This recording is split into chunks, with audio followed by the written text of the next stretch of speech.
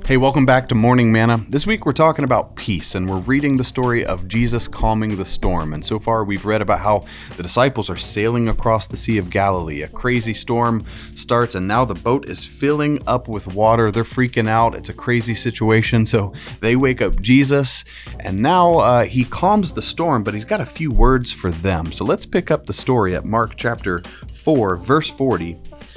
Jesus says to them, "Why are you so afraid? Have you still no faith?" And they were filled with great fear. You know, as I read this, I find it interesting how their fear turns from the winds and the waves to the person who just commanded the winds and the waves. In case you missed it, there are two sources of fear that's being referenced. That first, they were afraid because of the storm, hence their panic, hence their questioning of Jesus. Clearly, they didn't have faith that Jesus was in control, that he could save them. And that's why he calls them out by saying, "Have you still no faith?" Like, after all you've seen me do? So he calls them out. But then, notice it said, and they were filled with great fear. In fact, the NIV translates it, they were terrified. So this is different than how it just described the disciples a moment ago. So this is no longer talking about the storm. This is more intense.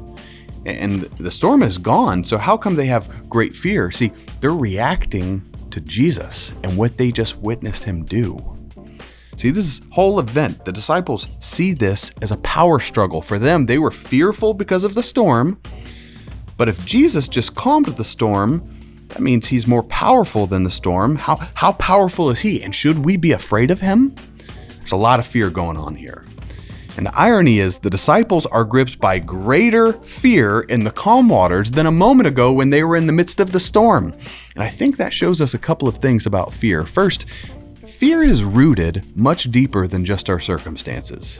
It's not just about the storm. It's not just about the winds and the waves. And those things can be scary, but it's more than that.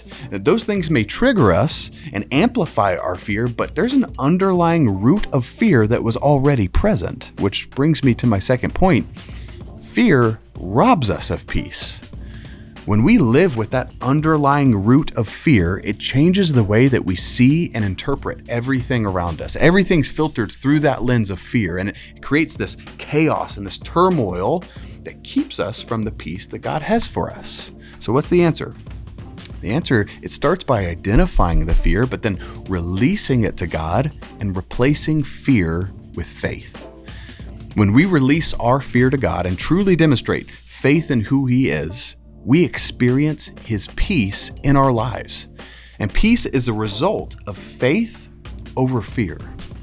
So what about you? Are there any areas of your life where you already know, I am gripped by fear? Or maybe there's some underlying assumptions and beliefs that are influenced by that fear-based mindset. It could be fear of the future, or fear of rejection and abandonment, or fear of failure. It could even be fear of commitment.